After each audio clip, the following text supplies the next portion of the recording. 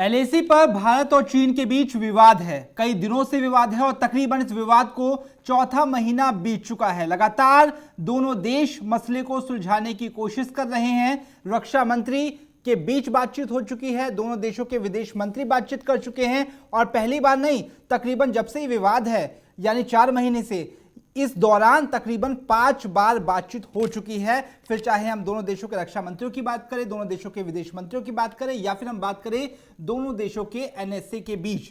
लेकिन इस बीच आखिर कोई समाधान क्यों नहीं निकल रहा? आखिर चीन की चालबाजी क्यों कम नहीं हो रही? और आखिर क्यों एलएसी पर हर दिन टेंशन बढ़ता जा रहा है? और वजह युद्ध की तरफ अगर जा रही है तो आखिर उसकी वजह क्या है, ये हम आपको समझाते हैं। और ये समझाते हैं कि दरअसल ये पूरा विवाद क्या है, क्योंकि हम डेली सुनते हैं कि एलएसी पर जंगे आसार हैं, हम डेली सुनते हैं कि चीन ने एलएसी को क्रॉस करने की कोशिश की। लेकिन एलएसी है क्या और आखिर इतिहास में इसके क्या मायने बताए गए हैं, बहुत सिंपल तरीके से आपको समझाने के लिए आज मेरे पास एक मैप है, जिस मैप के जरिए मैं आपको समझाने की कोशिश करूंगा कि आखिर चीन और भारत में जो विवाद है वो क्यों है, किस वजह से है और आखिर इसकी मूल वजह क्या है। ये समझने के लिए आपको एक मैप देखना पड़ेगा। ये आपको दिख रहा होगा इंडिया का मैप, ये बाकायदा पूरा मैप है जिसमें आपको लद्दाख नजर आ रहा होगा, हिमाचल प्रदेश नजर आ रहा होगा, उत्तराखंड नजर आ रहा होगा। दरअसल चीन और भारत के बीच तकरीबन 5 ऐसे राज्य हैं जिनसे सीमाएं होकर गुजरती है।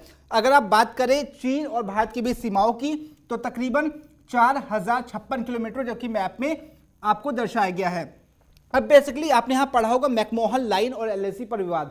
मैकमोहन लाइन क्या कुछ कहती है? ये वही लाइन है जो गुलाम जब भारत था यानी ब्रिटिश शासन जब था उस वक्त इस लाइन को बनाया गया था। क्या इसके मायने हैं और आखिर चीन इस पूरे मामले में थोड़ा सा क्लोज लेने की कोशिश कीजिए। मैं दिखाने की कोशिश करूंगा। ये आपको लद्दाख दिख रहा है, ये भारत का नक्शा हो गया। दरअसल जिन 5 राज्यों का जिक्र मैं कर रहा था उसमें पहला लद्दाख है, दूसरा हिमाचल प्रदेश, और अगर आप थोड़ा सा इधर आए यानी ये वाला हिस्सा, ये अरुणाचल प्रदेश। यानी सबसे पहले अगर ऊंचाई पर आप जाए तो आपको दिखेगा लद्दाख, और अगर आप थोड़ा सा नीचे आए तो आपको दिखेगा अरुणाचल प्रदेश। अरुणाचल प्रदेश और लद्दाख के बीच में पड़ता है ये सिक्किम, जो कि भूटान से सटा हुआ है, और उसके बाद नेपाल। नेपाल के अलावा अगर भारतीय सीमा की बात करें हम तो उत्तराखंड, यानी कि लद्दाख, हिमाचल प्रदेश, उत्तराखंड, सिक्किम और अरुणाचल प्रदेश, ये 5 ऐसे राज्य हैं जिनसे चीन की और भारत की सीमाएं लगती है। अब विवाद कहां पर है वो समझिए। मैकमोहन लाइन क्या है? ये जो आप लाइन देख रहे हैं, डॉटेड लाइन, ये जो ब्लिंक कर रही है, मैं कैमरामैन से कहूंगा इसे दिखाने की कोशिश करें। ये जो लाइन है ये सीधा सीधा होते हुए अरुणाचल प्रदेश तक जाती है। इस नक्शे के मुताबिक ये जो लाइन है अरुणाचल प्रदेश, सिक्किम, और ये आप देख रहे हैं उत्तराखंड, इसके अलावा वेस्टर्न सेक्टर यानी कि लद्दाख का वेस्टर्न सेक्टर, और ये तो मैकमोहन लाइन के मुताबिक भारतीय जो नक्शा है, ये जो नक्शा आपने भी पढ़ा होगा, आपने भी देखा होगा, ये जो बॉर्डर है भारतीय नक्शा का, ये है मैकमोहन लाइन। जो ऑलरेडी भारत का नक्शा है उसे हम कहते हैं मैकमोहन लाइन। मैकमोहन लाइन के बारे में थोड़ा सा ब्रीफ कर दूं। जब ब्रिटिश शासन था तब मैकमोहन लाइन को लेकर तिब्बत से एक संधि हुई थी जिसमें नेपाल भी था। उस वक्त तिब्बत एक तरीके से आज़ाद था, जिसे बाद में कब्जा लिया है चीन ने। उस वक्त तिब्बत एक अलग पार्टी थी, चीन एक अलग पार्टी थी और भारत एक अलग पार्टी थी। तीनों के बीच समझौता हुआ और ये लाइन खींची जिससे पता चल जाएगा कि किसकी देश की सीमा कहां पड़ती है। अब देखिए विवाद क्या है। ये जो आप लाइन देख रहे होंगे, थोड़ा सा क्लोजअप करने की कोशिश कीजिए, ज्यादा समझ आएगा। ये आप लाइन जो देख रहे हैं इसके थोड़ा सा डॉटेड लाइन ये भी है, यानी कि इसे हम दिखा रहे हैं लाइन ऑफ एक्चुअल कंट्रोल। जिस एलएसी का जिक्र होता है, देखिए 2 सीमाएं होती है, एलएसी और एलओसी। एलओसी जो होती है जम्मू कश्मीर, और अगर हम बात करें चीन की सीमा लद्दाख वाले हिस्से की तो वो होती है एलएसी, जिसे हम कहते हैं लाइन ऑफ एक्चुअल कंट्रोल, जहां पर विवाद है। और इस वक्त जहां टकराव सबसे ज्यादा देखने को मिल रहा है वो यही हिस्सा है, यानी ये, यानी मैकमोहन लाइन से भी थोड़ा सा अंदर की साइड ये जो हिस्सा है। और यहीं पे अगर आप देखिए तो ये एक्साई चीन है। पहले भारत का नक्शा बिल्कुल ऐसा हुआ करता था और इसी के मुताबिक भारत के पास जमीन थी। लेकिन 1962 में जब दोनों देशों के बीच युद्ध हुआ उसके बाद चीन ने थोड़ी सी घुसपैठ की और इसके बाद मैकमोहन लाइन से थोड़ा बाहर तक आप देखिए ये वाला हिस्सा थोड़ा सा अंदर आया, और ये जो आप डॉटेड देख रहे हैं ये जो चीज़ें हैं इसी के अंदर एक्साई चीन बना, जबकि पहले ही भारत हुआ करता था। अब विवाद यही है कि मैकमोहन लाइन को मानने के अलावा, जिसे चीन को मैकमोहन लाइन माननी चाहिए थी, उसको मानने के अलावा वो पीछे आए, यानी एक्साई चीन से भी आगे बढ़ाया और एलओसी यानी जो ये वाला एरिया है इसे भी क्रॉस करने की कोशिश कर रहा है। और यही सबसे बड़ी वजह है।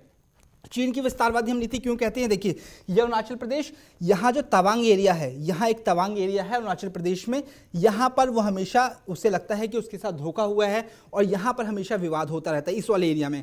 अगर आप थोड़ा सा आगे आए, यानी ये सिक्किम जो है, जो दूसरा राज्य है इसका, यहाँ पर सिक्किम में डोकलाम, जहाँ पर पिछले साल 2017 में आपने देखा था विवाद हुआ था, यानी अरुणाचल प्रदेश में विवाद, सिक्किम में विवाद, यानी निचले इलाके में विवाद, और उसके बाद जब आप ऊपर आएंगे यानी लद्दाख, ये वाला एरिया जिस बात की एरिया की बात कर रहा हूँ, यहाँ पर विवाद, यानी कुल मिलाकर नीचे से लेके ऊपर तक विवाद है। अब देखिए तर्क क्या देता है। चीन का मानना है कि जब ये समझौता हुआ था, यानी कि मैकमोहन लाइन जब बनी थी, तब उस वक्त चीन वहां मौजूद नहीं था, तिब्बत था, और क्योंकि तिब्बत को कभी आज़ाद मानता ही नहीं, यही वजह है कि वो कहता है कि बिना उसकी मौजूदगी में मैकमोहन लाइन बनी है। चलिए एक बार को हम चीन की मान भी लेते हैं, मैकमोहन लाइन चीन की गैर मौजूदगी में बनाई गई है और यही वजह है कि वो मानता नहीं है। लेकिन एलएसी को लेकर आपको सब जानते हैं कि दोनों देशों के बीच युद्ध हुए थे। युद्ध के बाद जब विराम लगा था युद्ध पर, तो ये तय हुआ था कि जिसकी सेना जहां पर है वही लाइन है। बावजूद इसके अक्साई चीन से अंदर आने की जो एलएसी लाइन खिंच गई है, इस पर भी रुकने को तैयार नहीं है, और यही तो वजह है युद्ध की। इसे कहते हैं विस्तारवादी नीति।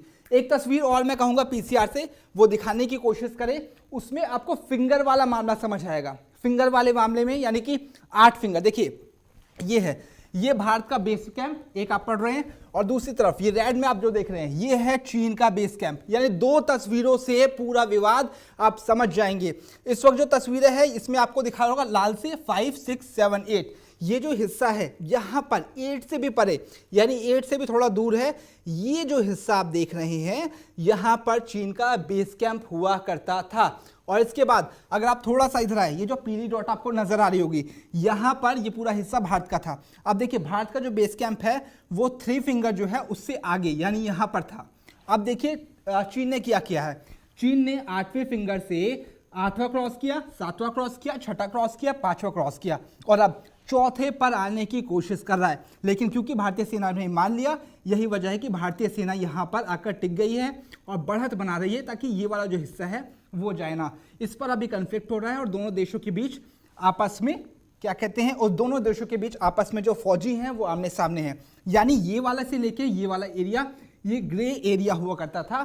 मतलब ग्रे एरिया का ये कि दोनों देश इस सीमा में, यानी कि यहाँ से लेकर और यहाँ तक, इस सीमा में दोनों देश आएंगे, लेकिन कोई भी यहाँ पर अपना बेस कैंप नहीं बनाएगा। लेकिन चीन ने क्या किया, यहाँ से अपना बेस कैंप उठाया और धीरे धीरे 8 पर आया, 7 पर आया, 6 पर आया, 5 पर आया, यानी कि ये पूरा इलाका कब्जा जो कभी ग्रे एरिया होता था। बताइए, ग्रे एरिया को कब्जाने की कोशिश एक तरीके से विस्तारवादी नीति का पार्ट है और यही वजह है कि चीन से लगातार कन्फ्लिक्ट हो रहा है।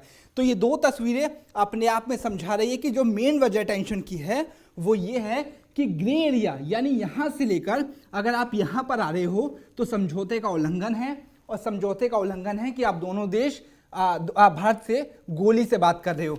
गोली से लगातार मेज पर बात हो रही है, बावजूद इसके चीनी पीएलए यानी कि जो चीनी सैनिक हैं वो लगातार गोली चला रहे हैं। हालांकि भारतीय सेना डटकर मुकाबला कर रही है, लेकिन मुकाबले से तर जो मेन वजह टेंशन की है वो यही है, और यही वजह है जिसकी वजह से तनाव सुलझ नहीं रहा। अगर तनाव को सुलझाना है तो करना क्या होगा, सबसे पहले बता देता हूं।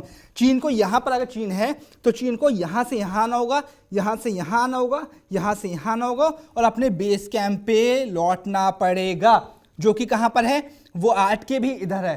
अगर चीन यहां पर आ जाता है, यहां पर ये जो एरिया मैं आपको सर्कल करके दिखा रहा हूं, तो शायद जो दोनों देशों के बीच तनाव चल रहा है वो थोड़ा सा खत्म हो जाए। थोड़ा सा इसे और इसी तस्वीरों को थोड़ा सा छोटा कीजिए और दिखाइए किस तरीके से ये जो पूरा एरिया जहां मैं गोले करने की कोशिश कर रहा हूं, इस एरिया से वहां पर अगर भारतीय सेना है तो ये यहां से यहां तक, अगर चीन यहां से यहां पर आता है और यहां से भारतीय सेना थोड़ा सा पीछे हटती है, तो समझा जा सकता है दोनों देशों के बीच जो सुलह मशवरा है वो इजीली हो जाएगा। लेकिन जैसा कि मैंने बताया, चीन विस्तारवादी नीति के साथ आगे बढ़ रहा है, और यही वजह है कि चीन विस्तारवादी नीति के चक्कर में इतनी आड़ में, इतनी लालच उसके दिमाग में भर गया है, जिसकी वजह से वो ना इस नक्शे को मान रहा है, ना मैकमोहन लाइन को मान रहा है, और ना ही मान रहा है एलएसी को। और यही वजह है, इसी बात का डर है कि अगर इन तीनों बातों को नहीं मानेगा तो भारत उसे जवाब देगा। और एक बड़ी वजह जवाब देने की यह भी है क्योंकि अगर जो पिछला नक्शा एक बार और फटाफट दिखाएं, उसके बाद क्लोजिंग करेंगे। अगर भारत मान लीजिए इन फिंगरों पर मान भी गया जहां पर है, तो अगर मान लीजिए लद्दाख है, यहां पर हमने उसे छोड़ भी दिया, तो क्या गारंटी है कि कल को तवांग एरिया पे जो अरुणाचल प्रदेश पे कॉन्फ्लिक्ट था वहां पर चीन अपनी आदत से बाज आ जाएगा? क्या गारंटी है कि सिक्किम के पास जो डोकलाम है वहां पर कल को वो दावा नहीं पकड़ेगा? और क्या गारंटी है कि इन सब के बाद पूरा मामला सॉल्व हो जाएगा? तो कुल मिलाकर ये जो चीजें मैं आपको बता रहा हूं, 4056 किलोमीटर की पूरी चौहद्दी जो चीन से लगती है, 1993 के आधिकारिक तौर पर LAC पर चीन राजी हो चुका है। राजी होने के बावजूद भी अगर इसे नहीं मान रहा तो उसकी बड़ी गलती है। भारत कोशिश कर रहा है कि शांति के जरिए सुलझ जाए, इस पूरे मामले को सुलझा लिया जाए, लेकिन नहीं मानता तो आखिर युद्ध ही है। और इसको लेकर कहीं ना कहीं अब जो दिल्ली की सरकार है, कह लीजिए मोदी सरकार है, वो भी कड़े फैसले और बड़े फैसले लेने के लिए तैयार है। और इसके मायने समझ आते हैं रक्षा मंत्री की तीनों सेनाओं के चीफ के साथ बैठक, इसके मायने समझ आते हैं रक्षा मंत्री की NSA यानी अजीत डोभाल के साथ बैठक, और इसके मायने समझ आते हैं PM मोदी की NSA के साथ बैठक। ये इतनी तेजी से घटनाक्रम बदल रहा है कि माना जा रहा है कि चीन अगर अपनी आदत से बाज नहीं आया, बहुत संभव है कि भारत उसे जवाब देगा। कुल मिला के चीजें जो मैंने आपको समझाने की कोशिश की, इसी में चीन से विवाद का पूरा सार है। जो भी अगली अपडेट आएगी, कुछ भी चीजें आएंगी, मैं आपको बताऊंगा, और सिंपल तरीके से कोशिश रहती है ताकि आपको समझ आए कि आखिर विवाद क्या है। कुल मिलाकर जो आप फ्लिंक करते हुए लाइन देख रही हैं, ये विवाद है, और विवाद है विस्तारवादी नीति, जिसे चीन को छोड़ना होगा। मैं था रवि श्रीवास्तव और आप देख रहे थे J24/7 न्यूज का डिजिटल प्लेटफॉर्म। कैमरामैन थे कन्हैया, धन्यवाद।